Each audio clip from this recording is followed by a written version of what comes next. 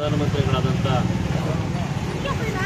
H D Deve Gowda ಅವರ ಧರ್ಮಪತ್ನಿಯವರು ಆಸ್ಪತ್ರೆಯಲ್ಲಿ ಅನಾರೋಗ್ಯದಿಂದ ನಿಧನರಾಗಿರ್ತಾರೆ. ಈ ಒಂದು ಸುದ್ದಿ ಇಡೀ ರಾಜ್ಯಾದ್ಯಂತ ಮತ್ತು ದೇಶಾದ್ಯಂತ ಸಾಕಷ್ಟು ಅವರ ಒಂದು ನಿನ್ನೆ ಆಸ್ಪತ್ರೆಯಲ್ಲಿ ಅನಾರೋಗ್ಯದ ಕಾರಣದಿಂದ ದೈವದಿನರಾಗಿದ್ದಾರೆ.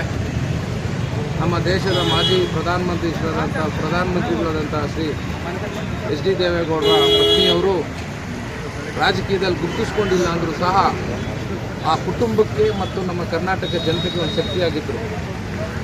ಇವತ್ತು ನಮ್ಮ ದೇಶದಲ್ಲೇ ಅತಿ ಹಿರಿಯ ರಾಜಕಾರಣಿ ಅಂದರೆ ದೇವೇಗೌಡರು ಅಂತ ಹೇಳಿದ್ರೆ ತಪ್ಪಾಗಲಾರದು. ಇವತ್ತು ಕೂಡ ನಿನ್ನೆನೋ ನಾವು ಟಿ ವಿನಲ್ಲಿ ನೋಡಿದ್ವಿ, ದೇಶದ ಎಲ್ಲ ಮುಖ್ಯಮಂತ್ರಿಗಳು ಸಂತಾಪನ ಸೂಚಿಸಿದ್ದಾರೆ.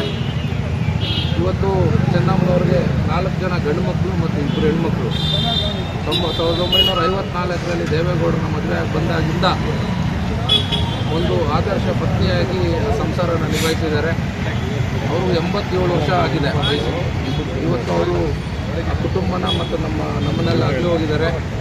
ದೇವೇಗೌಡರ ಕುಟುಂಬ, ದೇವೇಗೌಡರ ಜಿಯವರ ಕುಟುಂಬ ಮತ್ತು ಅವರ ಸಂಬಂಧಿಕರು ಮತ್ತು JDS ಪಕ್ಷದ ಎಲ್ಲ ಕಾರ್ಯಕರ್ತರಿಗೂ ಆ ದುಃಖವನ್ನು ಮರೆಯುವ ಶಕ್ತಿ ಆ ದೇವರು ಕೊಡಲಿ ಅಂತ ಆಶಿಸುತ್ತಾ, ನಾಳೆ ಅವರ ಅಂತ್ಯಕ್ರಿಯೆ ಹಾಸನದ ಇದು ಹೊಳೆನರಸೀಪುರದಲ್ಲಿ ನಡೀತಾ ಇದೆ.